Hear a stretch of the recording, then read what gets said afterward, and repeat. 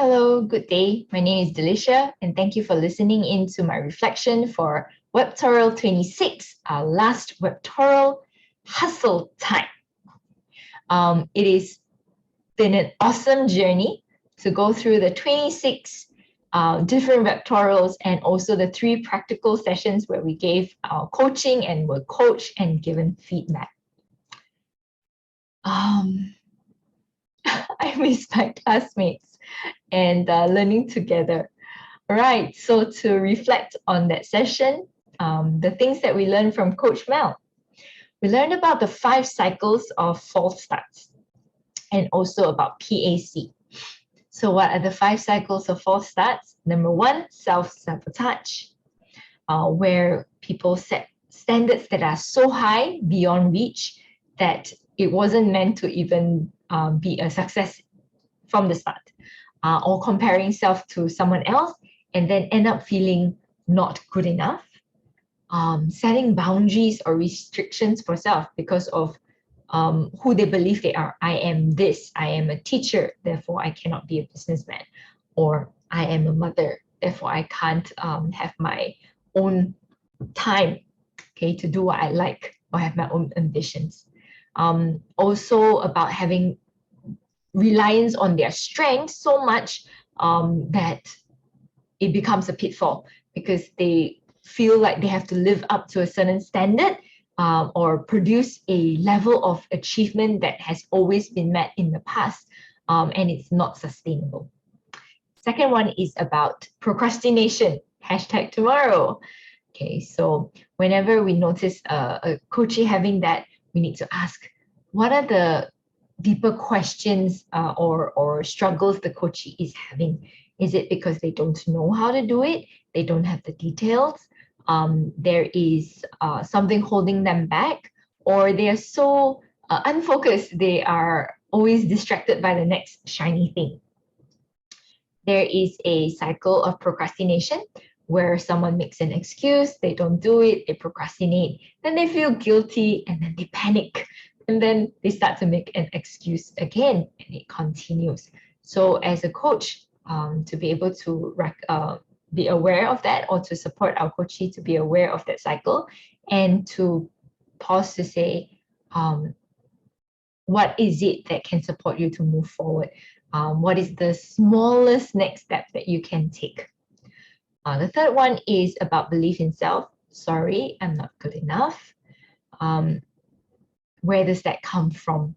Cartman's drama triangle talks about having a victim mentality where you are downtrodden, helpless, often complaining of unmet needs, or the person is a prosecutor where they're aggressive, angry, judgmental, or a rescuer, over helpful, self-sacrificing, and needs to be needed.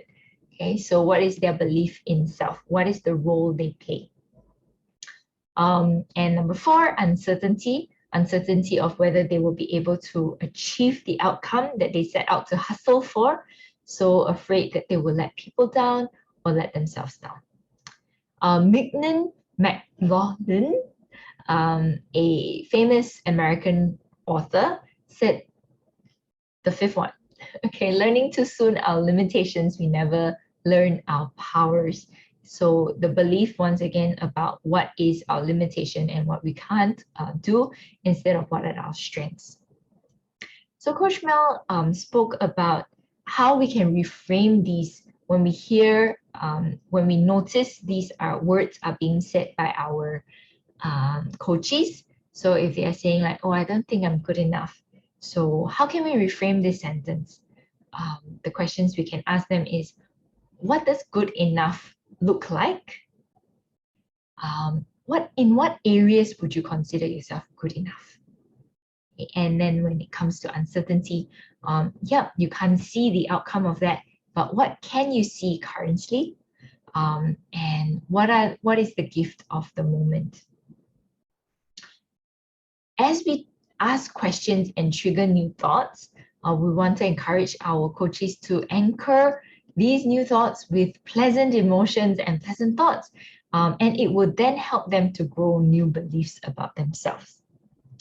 Last but not least, Mel taught us about PAC.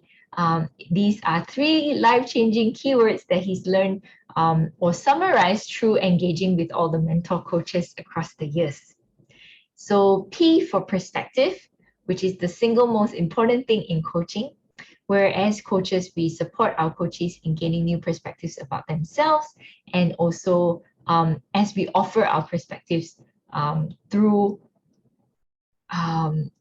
asking them questions and also bringing them through different vision casting, or using different tools to support them in gaining perspectives about themselves, about the world, and about their beliefs. And then affirm.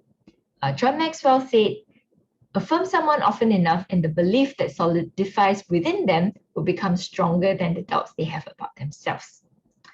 And it could be that we are the only one who genuinely and openly, intentionally affirms our coaches.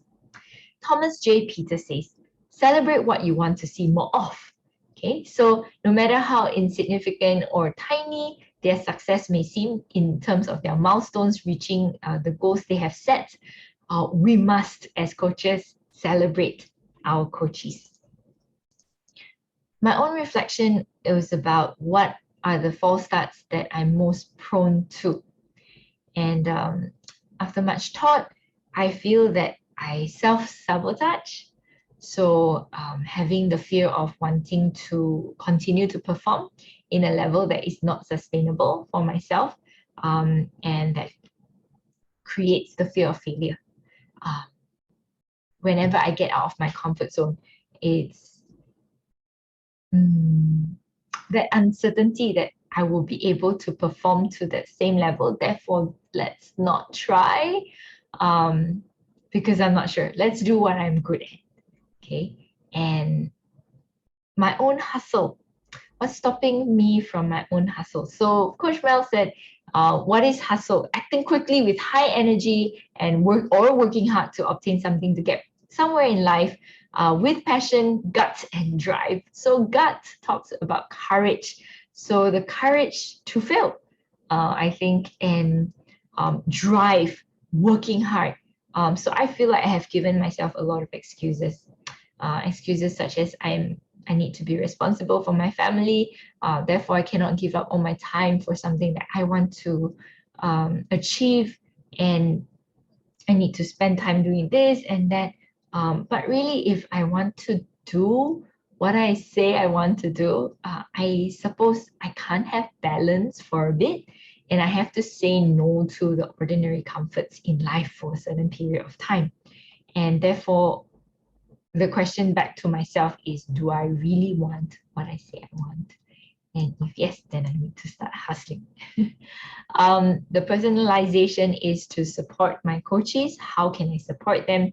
Is once they've decided what they wanted and they know they really want it, to use questions to support and see if they have any false starts, and to address those by reframing and see how we can overcome those false starts, and so that they can have a real start.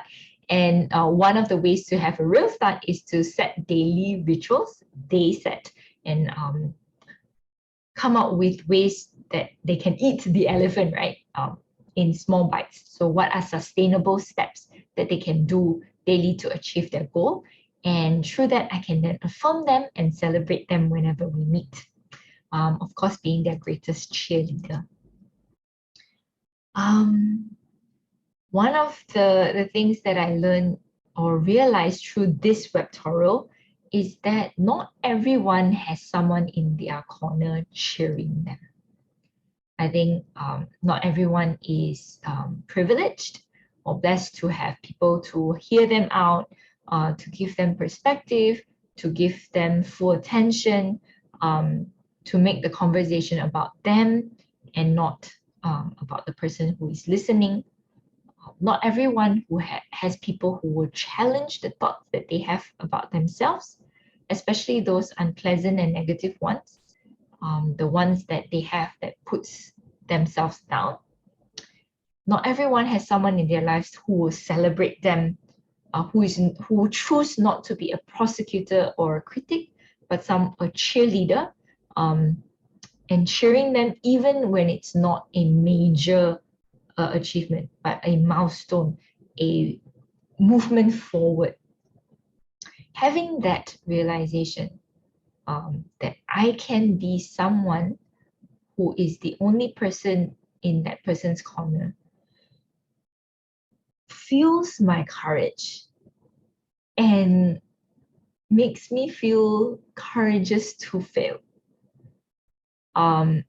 Wanting to be just an opening act for someone's main act, a partner in a dance, someone who is able to believe in someone else's potential and to support them in achieving their goals. I look forward to failing in order that others can succeed. And the potential of having people's lives positively impacted makes failing less scary and being uncomfortable worth it as a payment. So I am excited for the journey ahead. I look forward to overcoming my false starts, and I'm grateful that I'm not alone. I too have coaches and a support community who is cheering me forward, my progress, my milestones, and my daily rituals. So thank you for listening to my reflection of Webtorial 26.